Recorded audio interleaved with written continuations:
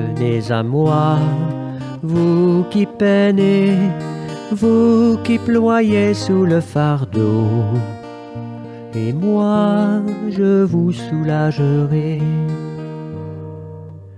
Vous dont on gère l'existence à coups de règles et de lois, vous dont on charge d'exigences en alourdissant le sabbat. Venez à moi, vous qui peinez, vous qui ployez sous le fardeau, et moi je vous soulagerai. Trouvez repos dans ma parole, en ne le cherchant plus ailleurs, et mettez-vous à mon école. Je suis doué, humble de cœur. Venez à moi, vous qui peinez, vous qui ployez sous le fardeau, et moi je vous soulagerai.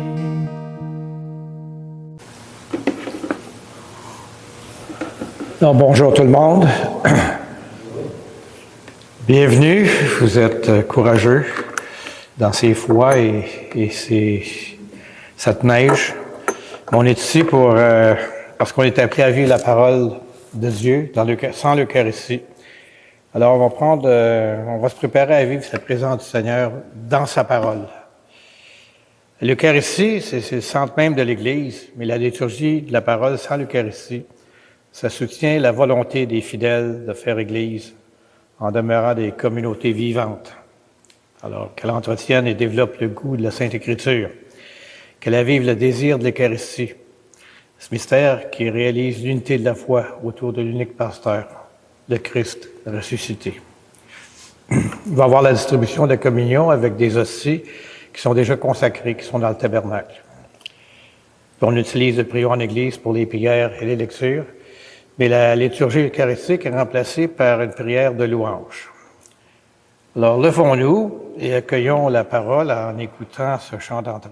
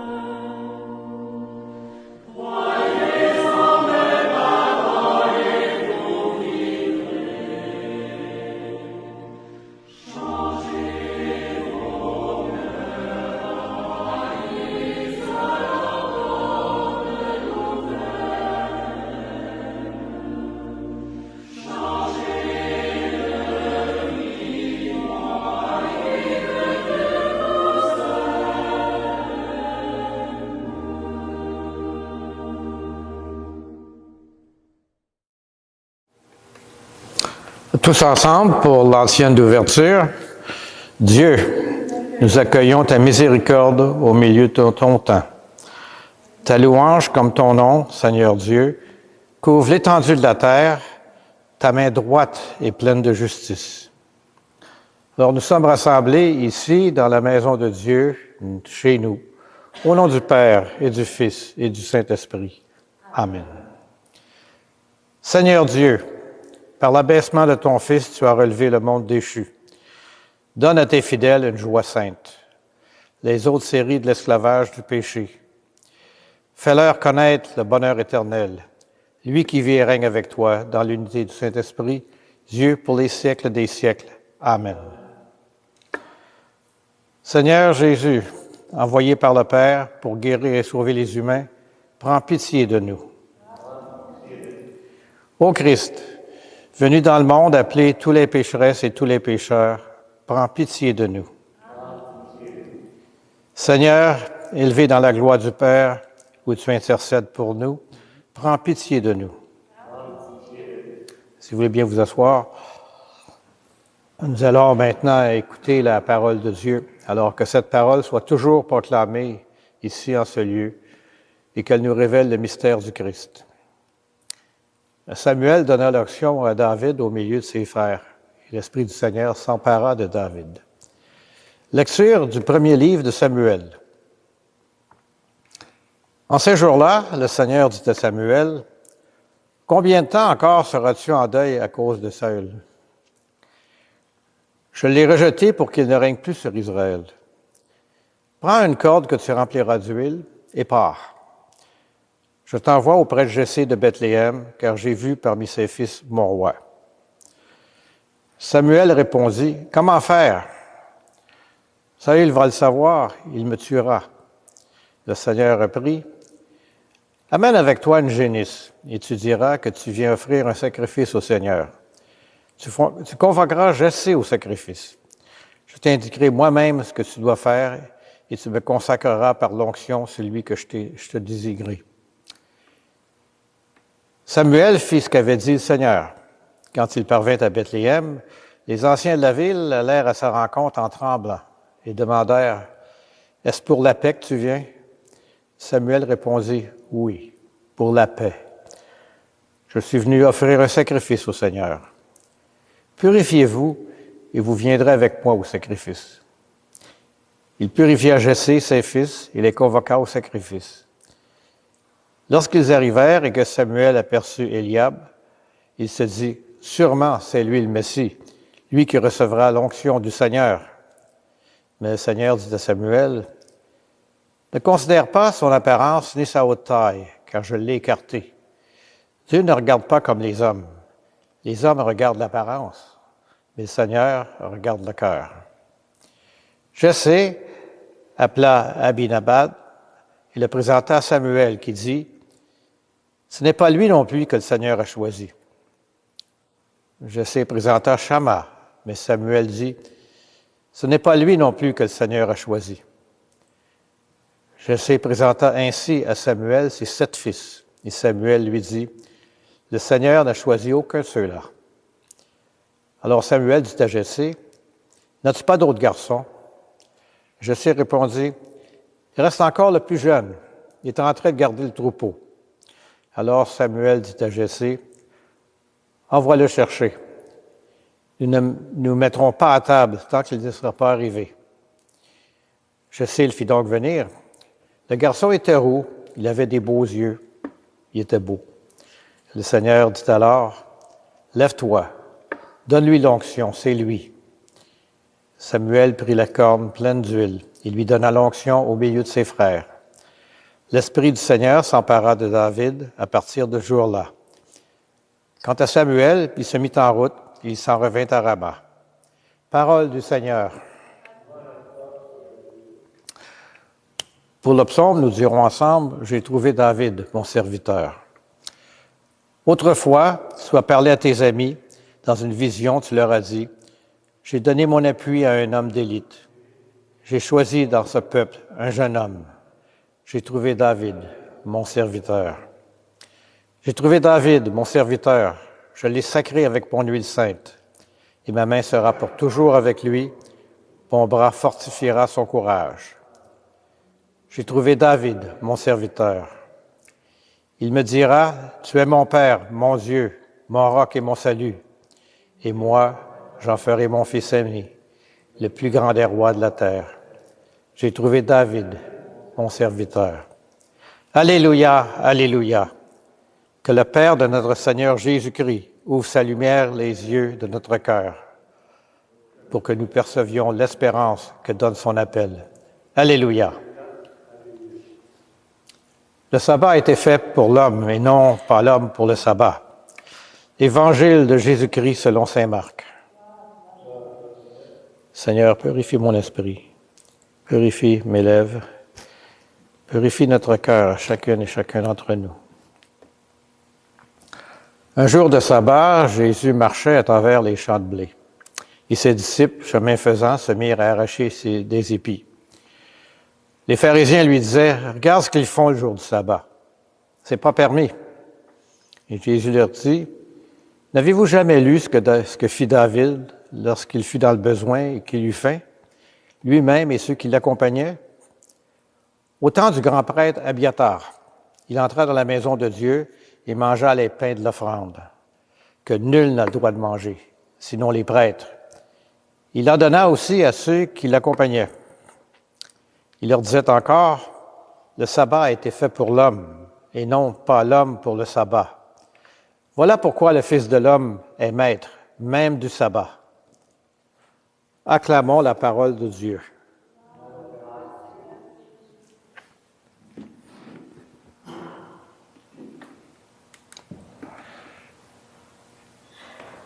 Vous avez déjà remarqué comment on aime les règles, les lois, des horaires, des protocoles, des formulaires, des règlements intérieurs. Ça rassure. On sait ce qu'on doit faire et ce qu'on ne doit pas faire. Le problème, c'est que quand la règle prend plus de place que la personne, c'est exactement le cœur de l'Évangile aujourd'hui. Jésus, ses disciples traversent un champ de blé un jour de sabbat. Ils ont faim. Ils arrachent des épis pour manger. C'est un geste qui est tout simple, mais c'est interdit par la loi du sabbat, telle que comprise à l'époque. Alors les pharisiens tombent sur Jésus. Regarde ce qu'ils font. C'est pas permis. En langage moderne, on a un règlement. Merci de le respecter. Jésus répond avec cette phrase qui devrait être affichée à l'entrée de toutes nos églises, de nos maisons, de nos édifices gouvernementaux et de nos cœurs. Le sabbat est fait pour l'homme et non l'homme pour le sabbat. Autrement dit, la loi est au service de la vie. Elle n'est pas faite pour écraser, mais pour protéger, guider, faire grandir. Quand elle étouffe, quand elle brise, quand elle exclut, c'est plus la loi de Dieu, même si ça a l'air très religieux. La première lecture nous aide à comprendre comment Dieu voit les choses. Samuel est envoyé chez Jessé pour oindre le roi futur. On lui présente les fils, les grands, les forts, les beaux, ceux qui en imposent. Samuel se dit, c'est sûrement pas lui. Dieu le corrige. L'homme regarde l'apparence, mais le Seigneur regarde le cœur. Voilà. Dieu n'est pas obsédé par les cases à cocher, mais par la vérité du cœur. Puis au final, qui est choisi? David, le petit dernier, le berger. Il n'est même pas invité au départ. Il est trop insignifiant apparemment pour devenir roi. Mais c'est sur lui que Dieu fait reposer son regard. C'est lui qui fait oindre. Puis le psaume vient confirmer. Dieu dit à David, « J'ai trouvé David, mon serviteur. Je l'ai sacré avec mon huile sainte. Ma main sera toujours avec lui. » Dieu choisit, non pas le plus conforme au système, mais celui dont le cœur peut accueillir son alliance. Mettons tout ça en lien avec l'Évangile. Les pharisiens, eux, ils regardent l'apparence, le geste interdit, la transgression qui est visible. Jésus, lui, regarde le cœur. Les disciples fatigués, qui sont affamés, en route, qui le suivent. Pour lui, c'est plus urgent de nourrir ces hommes que de préserver une interprétation rigide de la loi. Jésus n'est pas venu abolir le sabbat. Il est venu lui rendre son sens. Un temps au service de l'homme, un temps pour la vie, pas pour la culpabilité. Jésus va encore plus loin. Le Fils de l'homme est maître du sabbat. Autrement dit, c'est lui la mesure. Ce n'est pas la règle qui juge Jésus, c'est Jésus qui juge la règle. Tant que la loi nous aide à aimer davantage Dieu et le prochain, elle va dans le bon sens. Quand elle devient une arme, une barrière, une excuse pour ne pas aimer, alors elle doit être relue à la lumière du Christ. Concrètement, ça nous questionne beaucoup. Est-ce que parfois je défends mes habitudes, des manières de faire, on a toujours fait ça comme ça, plus que je défends la personne en face de moi? Est-ce qu'il m'arrive d'appliquer une règle pour avoir la paix, pour garder le contrôle, au lieu de prendre le temps d'écouter, de comprendre et de faire miséricorde? On peut être très pratiquant extérieurement et pourtant passer à côté du cœur même d'Évangile. À l'inverse, David nous rappelle que Dieu voit ce que les autres ne voient pas. Peut-être que tu te sens toi aussi un peu comme le petit dernier, pas le plus brillant, pas le plus exemplaire, pas le plus cadré religieusement. La bonne nouvelle, c'est que Dieu n'attend pas ton CV spirituel parfait. Il cherche un cœur qui se laisse toucher, convertir, relever. Le reste, il s'en occupe. Alors oui, les commandements, les règlements d'Église, les engagements, tout ça, c'est important. Mais comme un cadre pour aimer, pas comme une prison. L'objectif, c'est pas de faire de nous des spécialistes du règlement, mais des artisans de la miséricorde. À la fin de notre vie, Dieu ne nous demandera pas « As-tu fait parfaitement selon le manuel? » mais plutôt « As-tu aimé? As-tu laissé mon esprit conduire ton cœur? » Et ça me rappelle un événement il y a quelques mois. J'ai accompagné quelqu'un à son grand voyage. Et il avait demandé l'aide médicale à mourir. Parce que nous, chrétiens, catholiques, on n'est pas d'accord. J'ai posé une question au père. J'ai dit, comment pensez-vous qu'il va être jugé? Il dit, il ne sera pas jugé sur cet acte-là, il va être jugé sur toute sa vie. Mais c'est une vie où il a beaucoup donné. Alors, on peut être optimiste. Je reviens au texte. Quelles règles, habitudes ou exigences, religieuses, familiales ou professionnelles, ai-je besoin de reclasser pour qu'elles servent davantage la vie et l'amour au lieu de les compliquer? On peut prendre un moment cette semaine pour identifier une situation concrète, la présenter au Seigneur, puis lui demander « Seigneur, apprends-moi à voir cette situation avec ton regard, non pas selon l'apparence, mais selon le cœur. » Alors prenons un temps de silence en écoutant ce chant pour laisser le texte, la parole de Dieu, faire écho dans nos vies personnelles, nous faire réfléchir.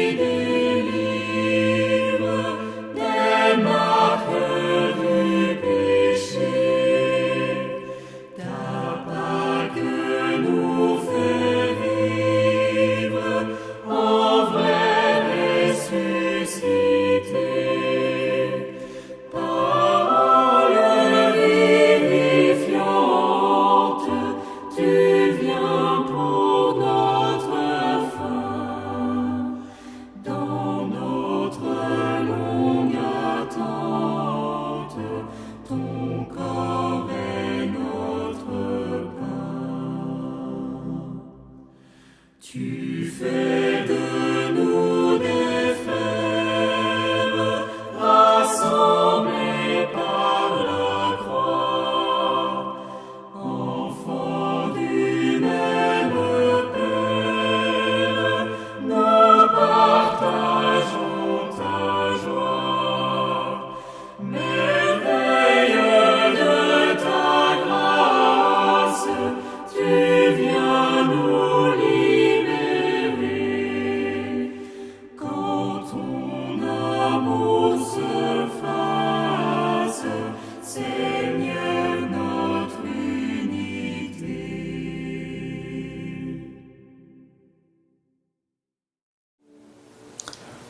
La prière de louange que nous allons entendre, comme vous le savez, n'est pas dans le prion en Église.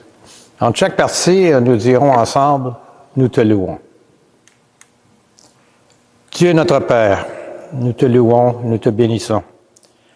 Au matin du monde, dans le jardin de la Genèse, tu cherchais l'homme et la femme honteux de leurs péchés. Et déjà ton cœur inventait la promesse qui allait ensemencer l'espérance d'un amour plus fort que tout péché et toute mort. Nous te louons. Dieu de tendresse et de pardon, tu as visité ton peuple. Tout au long de son histoire, tu ne l'as pas abandonné à sa perte. Tu as entendu le cri de sa peine et tu l'as délivré de ses esclavages. Tu l'appelles sans cesse pour lui prodiguer tendresse et amour. Nous te louons. Dieu, riche d'amour, ce n'est pas assez pour ton cœur de père que ce peuple élu. Tu as voulu prodiguer à toute l'humanité la richesse de ton amour. Alors tu as visité ton peuple, penché sur Marie, ta créature. Tu attendais le oui de la foi qui l'associait à ton œuvre de salut. Nous te louons. Dieu ta tendresse, tu nous as visités en Jésus, ton Fils bien-aimé. Il est venu nous convier au banquet du royaume. Il est venu chez nous pour que nous renaissions à la vie. Il est venu nous redire ta tendresse et révéler ton visage de Père. Nous te louons. Dieu de vie, tu as relevé au matin de Pâques Jésus, ton Fils perdu dans la mort. Prince de la paix, il remet les péchés pour que tous les peuples chantent de joie tes merveilles. Nous te louons.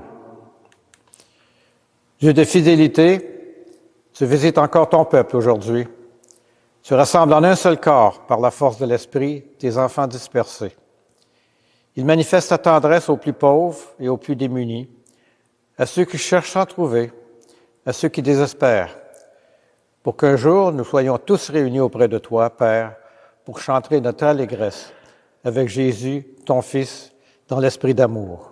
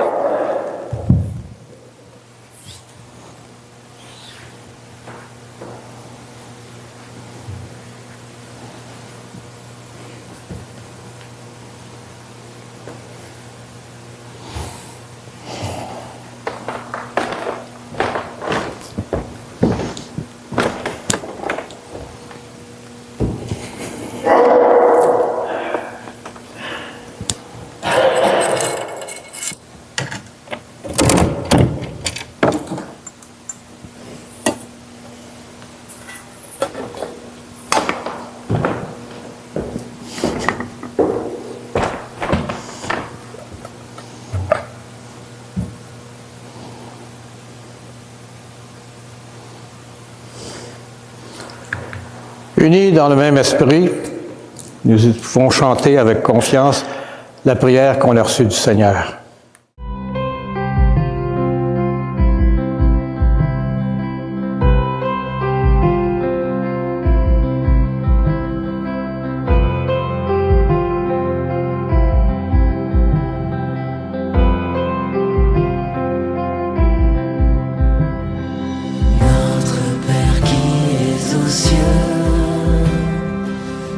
Ton nom soit sanctifié, que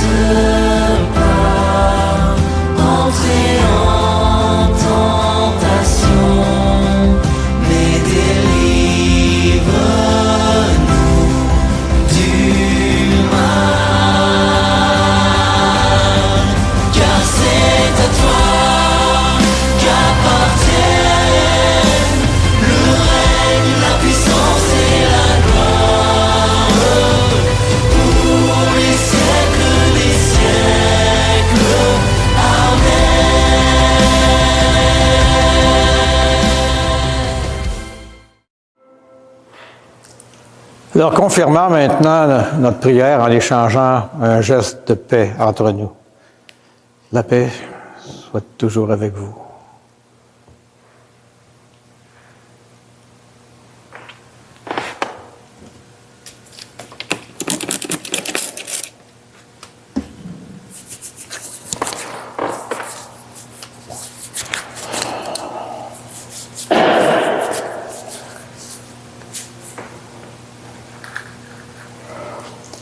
Après avoir reçu la parole de Dieu avec foi, partageons le corps du Christ.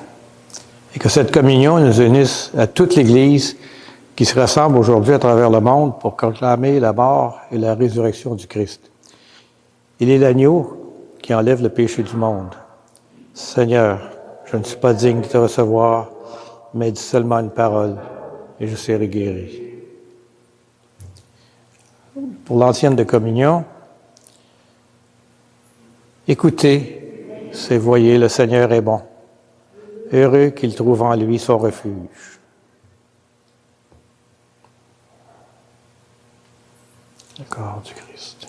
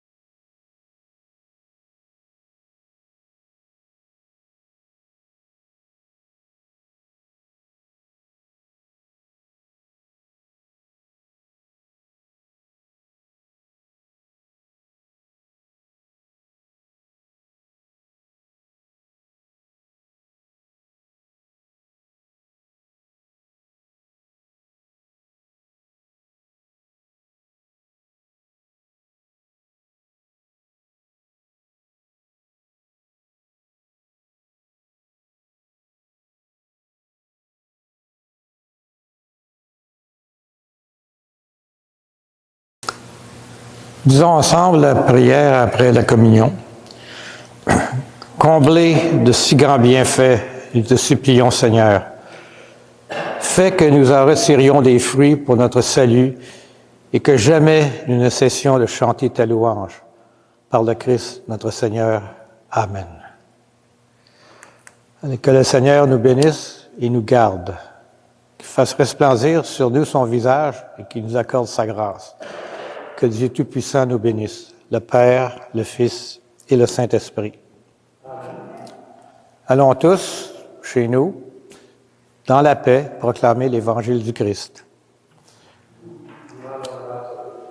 Je vous souhaite une bonne semaine. Faites attention au froid.